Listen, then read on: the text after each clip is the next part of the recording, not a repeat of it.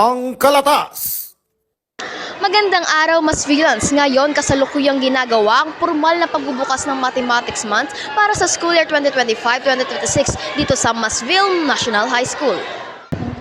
Ang selebrasyon sa Mathematics Month ay patunay na patuloy ang pagsusumikap ng Masville National High School sa paghubog ng mga mag-aaral ng talino, disiplina at pag-asa sa kinabukasan.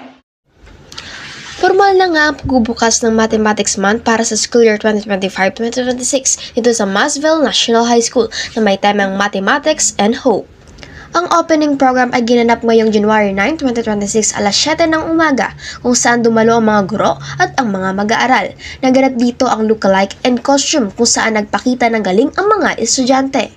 Ngayon kasama natin si Miguel Navarro from 10 Diamond. May tatanong lang kami kung ano yung nararamdaman mo na nakasali ka sa ganitong programa. Siyempre, una sa lahat, tuwan-tuwa ako kasi tawag dito, makagawa ng costume in a short period of time. Tapos, ubawi ko na yung palakol ko kay Mama Hazel. Salamat! Yan lamang ang balita para sa ngayon. Muli, ako si Denise Escoto para sa Balitang Kalatas.